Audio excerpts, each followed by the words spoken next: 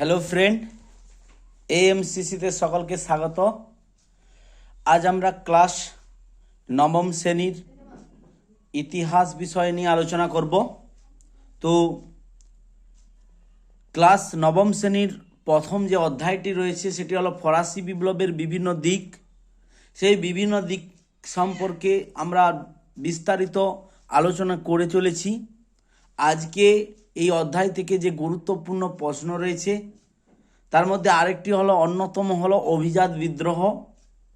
অভিজাত বিদ্রোহ কেন হয়েছিল, এই বিদ্রোহের গুরুত্বই বা কী ছিল, সেই সম্পর্কে আমরা আলোচনা করব।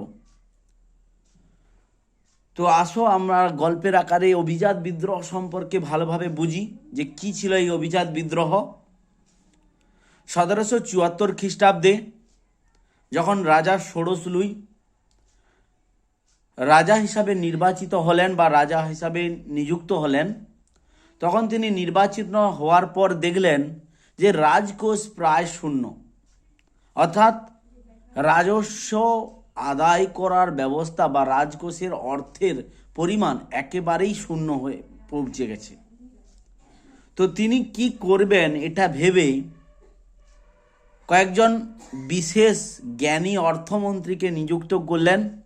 তারা আর কেউ নয়, তারা ছিলেন তুর্গো, নেকার, ক্যালন, ব্রিয়া, এরা প্রমুখ, আরও দু একজন ছিল। এই কয়েকজন অর্থমন্ত্রীকে নিযুক্ত করলেন।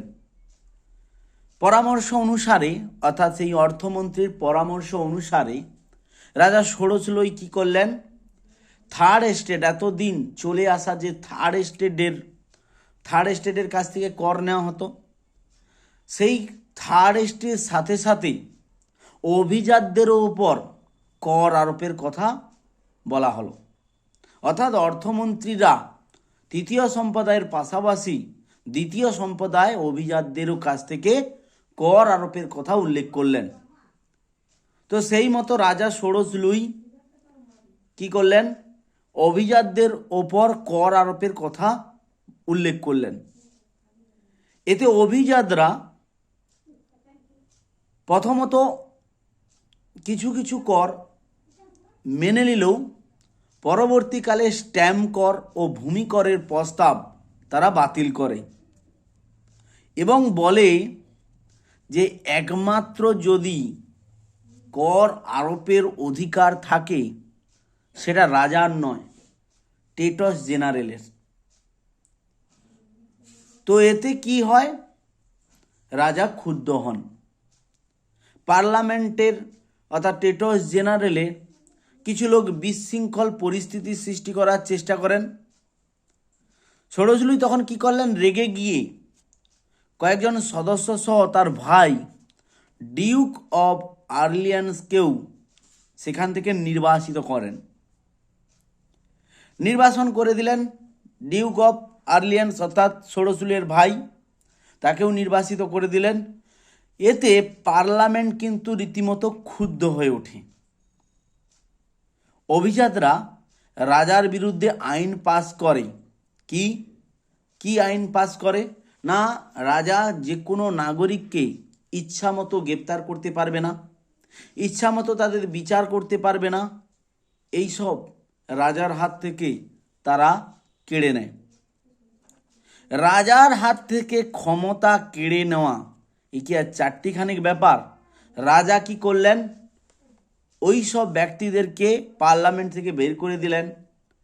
পার্লামেন্টের আইনে ক্ষুব্ধ হয়ে রাজা কি করলেন, পার্লামেন্টকে মুলতুবি করে দিলেন, অর্থাৎ বন্ধ করে দিলেন, এবং 57টি বিচারালয় স্থাপন করে নিজের প্রস্তাবটিকে যাতে বা নিজের প্রস্তাবগুলিকে যাতে আইনে পরিণত করা যায় তারও চেষ্টা করলেন।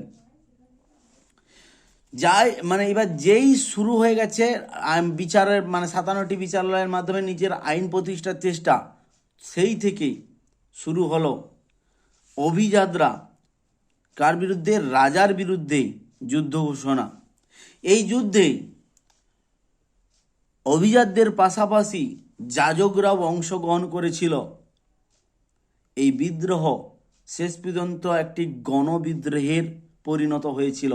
এই গণবিদ্রোহ পরিণতার কারণ হচ্ছে এই যে এতদিন থার্ড স্টেটরা বুঝতে পেরেছিল যে তাদের উপরই কর আরোপ করা হয়েছিল, তো তারাও এই বিদ্রোহে সামিল হয়ে রাজার যে স্বৈরতন্ত্র বা রাজার যে স্বৈরতান্ত্রিক মনোভাব সেটাকে ভঙ্গ করার চেষ্টা করলেন বা চেষ্টা করতে শুরু করলেন। ঠিক আছে, তাহলে প্রথমত এই আন্দোলন অভিজাত কেন্দ্রিক থাকলেও পরবর্তীকালে এই আন্দোলন কিন্তু গণ আন্দোলনের রূপ ধারণ করে। এই আন্দোলনই কি হয় না, রাজতন্ত্রের ঐশ্বরিক ক্ষমতা বা স্বৈরতন্ত্রের ভিত্তিকে দুর্বল করে দিয়েছিল। এটাই হচ্ছে এর গুরুত্বপূর্ণ, মানে এর গুরুত্ব বা অভিজাত বিদ্রোহের গুরুত্ব।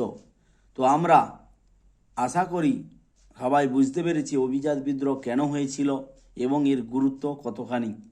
তো সবাইকে ধন্যবাদ।